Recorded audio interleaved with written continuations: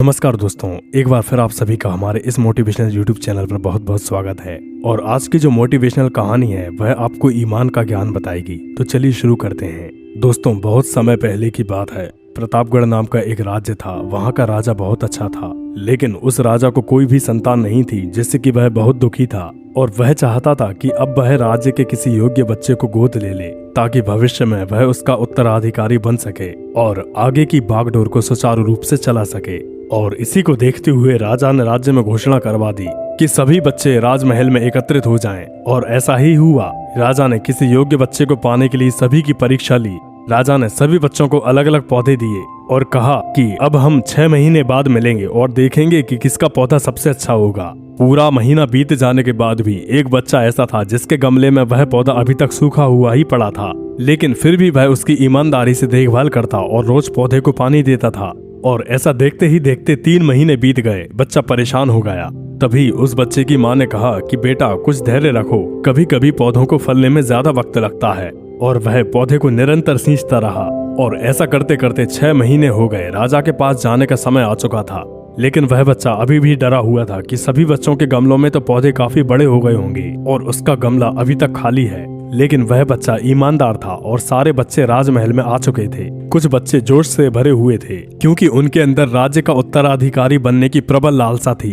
अब राजा ने सभी बच्चों को अपने अपने गमले दिखाने के आदेश दिए और सभी बच्चे एक एक करके बारी बारी से अपने अपने गमले दिखाने लगे। मगर एक बच्चा सहमा हुआ था, क्योंकि उसका गमला खाली था। तभी राजा की नजर उस गमले पर गई और उसने पूछा, तुम्हारा गमला तो खाली है। तो उस बच्चे ने डरते हुए कहा, लेकिन मैंने इस गमले की 6 महीने तक देखभाल की है। और ऐसा कहते हुए वह बच्चा रोने लगा। राजा उसकी ईमानदारी से खुश था कि उसका गमला खाली है, लेकिन फिर भी वह हिम्मत करके यहाँ आ तो गया। सभी बच्चों के गमले देखने के बाद राजा ने उस बच्चे को सभी के सामने बुलाया। बच्चा थोड़ा सा सहम गया और राजा ने वह गमला सभी को दिखाया। सभी बच्चे जोर जोर से उस बच्चे पर हंसने लगे, लेकिन राजा ने चिल्लाते हुए कहा कि शांत हो जाइए, इतने खुश होने की कोई जरूरत नहीं है, क्योंकि आप सभी के पास जो पौधे हैं वह सभी बंजर हैं। आप चाहे कितनी भी मेहनत क्यों ना कर लो, उनसे कभी कुछ नहीं निकलेगा। राजा उस बच्चे की ईमानदारी से बहुत खुश हुआ और उस बच्चे को सभी के सामने राज्य का उत्तराधिकारी बना दिया गया। लेकिन दोस्तों, इस कहानी से हमें क्या सीखने को मिला? मेरे हिसाब से अपने अंदर ईमानदारी का होना बहुत जरूरी है, क्योंकि अगर हम स्वयं के साथ ईमानदार हैं तो जीवन के किसी न किसी पड़ाव में सफल जरूर हो ही जाएंगे।